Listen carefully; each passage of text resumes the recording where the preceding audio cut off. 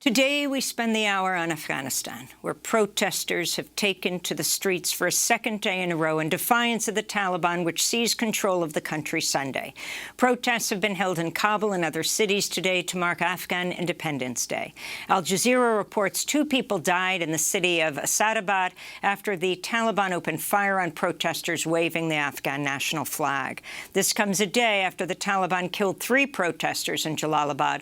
On Wednesday, ousted Afghan President Ashraf Ghani spoke publicly for the first time since fleeing Kabul. He spoke from the United Arab Emirates.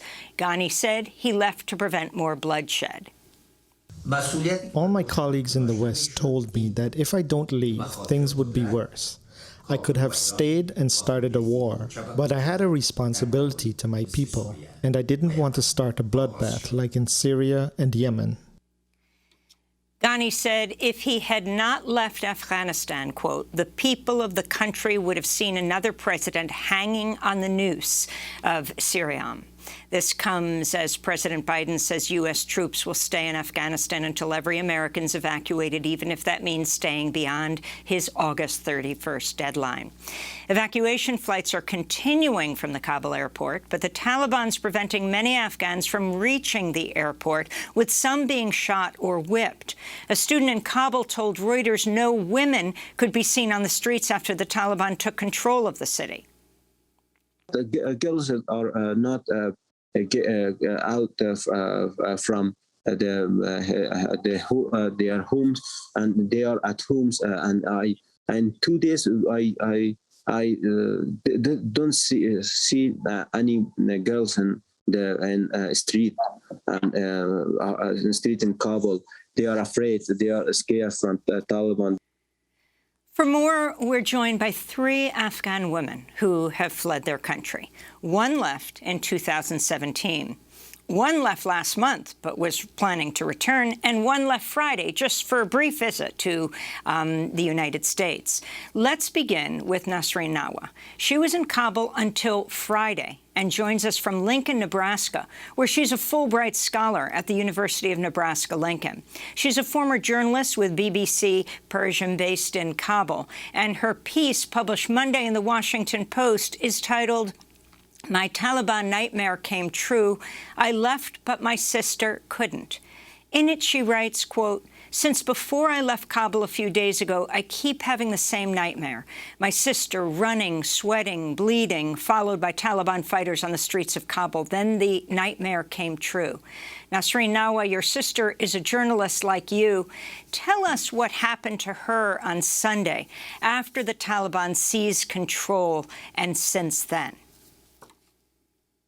She was out of the house like so many other people in Kabul, because everyone was so terrified and desperate to complete some official documents and apply for some visas in other countries.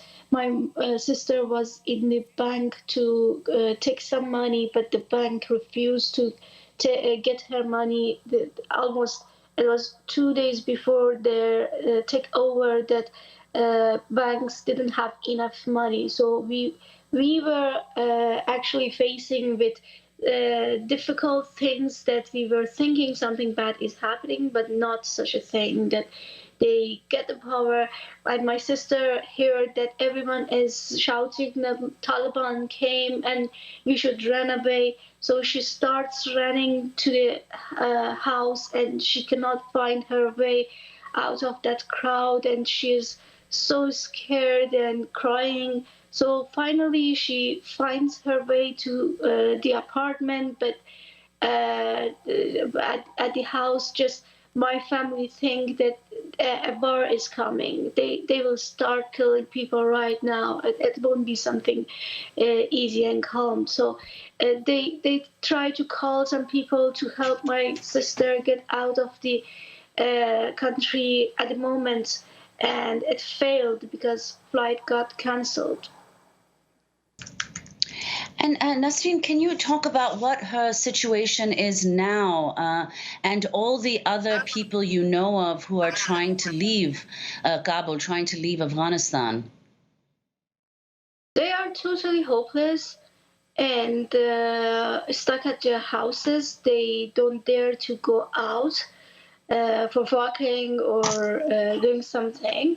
And the only hope is right now that the normal life resume in Afghanistan. They start normal flights, that everyone can use it, because not everyone can get that emergency opportunity that the United States offer to vulnerable people in Afghanistan.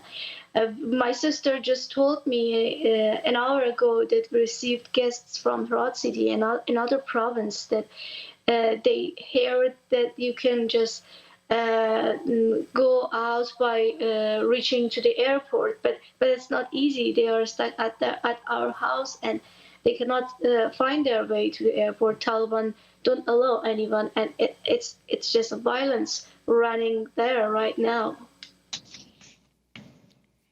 And Nasrin, can you describe what your sister witnessed once she was at home to your neighbor's house and one of the men in that house?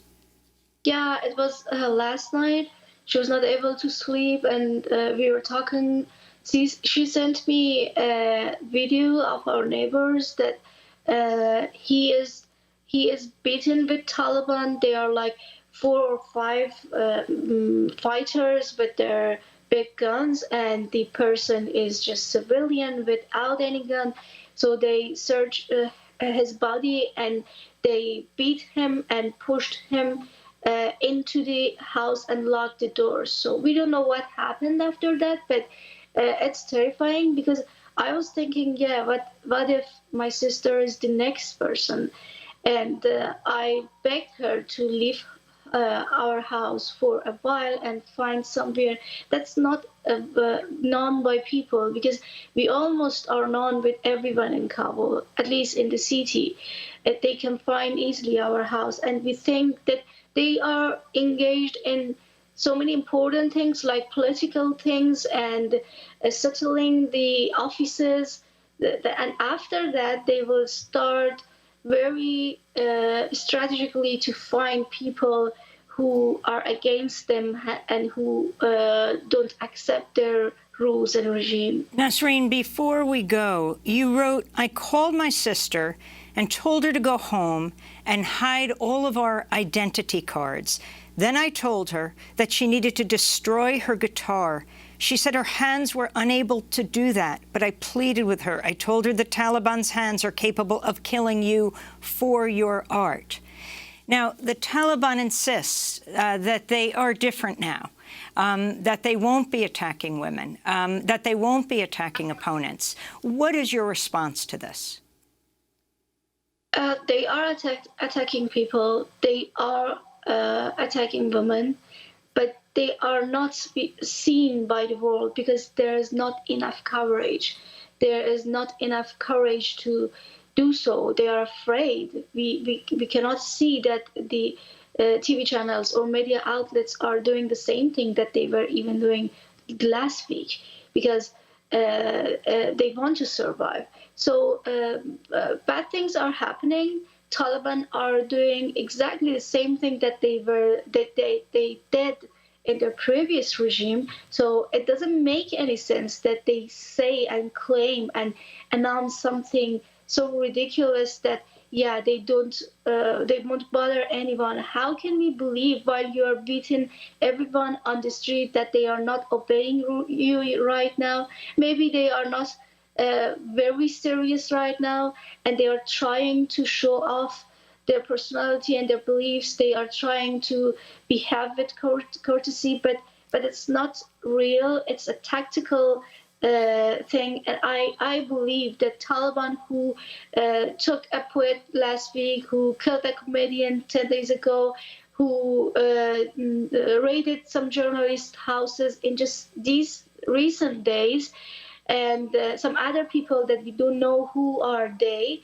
How can they change? So what were they fighting for? If they were changed, they would come to us and tell us, let's share the power. We are changed. We believe and we respect your values. we won't bother you, and you accept us as we are. So we were able to do a deal with them without any international interference. But we were hoping that peace talks will have a result, and it didn't happen. We invested everything to have a negotiation result, and now we see that it was just like a game, and everything was planned differently. Nasrin Nawa, I want to thank you for being with us. Fulbright scholar, now at the University of Nebraska-Lincoln, a former journalist with BBC Persian based in Kabul.